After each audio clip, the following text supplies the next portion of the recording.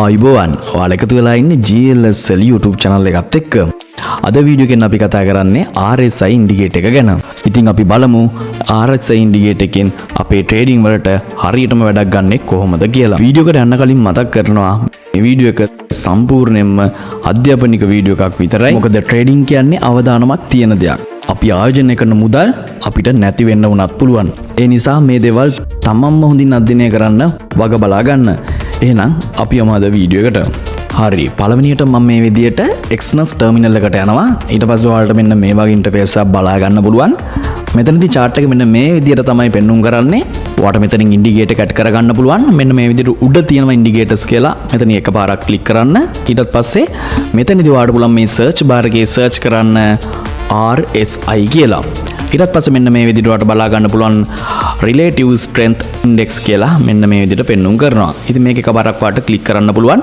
Click කරාට පස්සේ මෙන්න මේ විදිහට පහලින් ඔයාලට දැන් බලා ගන්න පුළුවන් ඒක ඇඩ් වුණා කියලා මේ විදිහට notification එකක් පෙන්වුම් කරනවා. දැන් ඔයාලට පුළුවන් මෙතනින් මේක close කරගන්න. ඊට පස්සේ මෙන්න මේ විදිහට ඔයාලට RSI ඉන්ඩිකේටර් එක ඇඩ් වෙලා තියෙනවා බලා ගන්න පුළුවන්. ඉතින් මෙතනදී RSI එකේ ප්‍රධාන levels දෙකක් තියෙනවා. මෙතන මේ උඩින් පෙන්වුම් කරන්නේ 70 level එක. ඒ වගේම පල්ලෙහාන් පෙන්වුම් කරන්නේ 30 level එක. දැන් මෙන්න මේ හරියට වගේ ගත්තම ඔයාලට බලා ගන්න පුළුවන් 70 level එක මෙන්න මේ විදිහට පෙන්නනවා. ඒ වගේම 30 level එක මෙන්න මේ විදිහට පහලින් ඔයාලට බලා ගන්න පුළුවන්. ඉතින් එතනදී මිල 70න් උඩට ගියාම අපි ඒකට කියනවා overbought කලාපය කියලා. ඒ කියන්නේ මිල ගොඩක් ඉහළ ගිහින් තියෙන්නේ දැන් පල්ලෙහාට හැරෙන්න ඉඩ තියනවා කියලා. ඊට අමතරව මිල 30න් පල්ලෙහාට ගියාම අපි ඒකට කියනවා oversold කලාපය කියලා.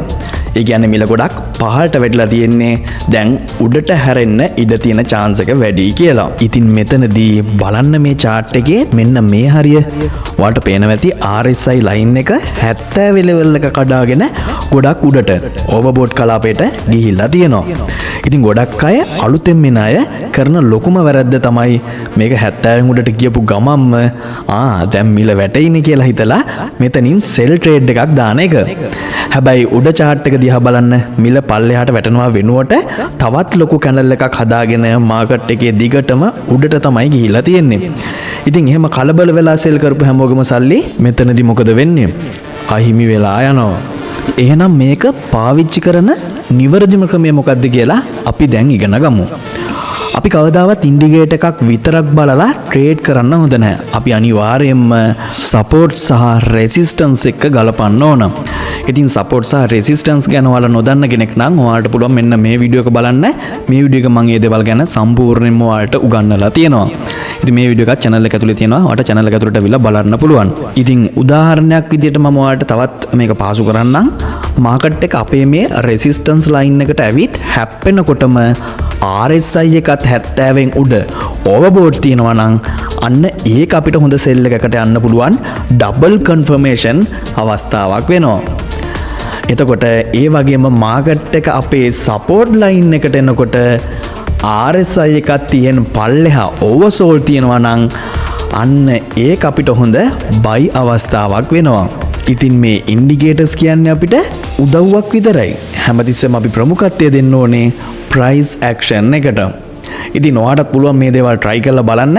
මම පළවෙනි comment එකේ සහ description එකේ link එක දාලා තියෙනවා. ඒ link කරා ගිහිල්ලා ඔයාලට මේ දේවල් try කරලා බලන්න පුළුවන්. ඉතින් මම හිතනවා අද වීඩියෝ එකත් ඔයාලට ප්‍රයෝජනවත් වෙන්න ඇති කියලා. වීඩියෝ එකට like එකක් දාන්නත් අමතක කරන්න එපා. ඒ වගේම ඔයා GLSL channel එකට අලුත් කෙනෙක් නම් දැම්ම subscribe කරලා bell icon එකත් ඕල් කරලා තියාගන්න. එතකොට අලුත්ම වීඩියෝ එකක් දාපු ගමන් ඔයාට බලා ගන්න පුළුවන්. එහෙනම් තවත් දවසක අලුත්ම වීඩියෝ එකකින් හමු වෙමු.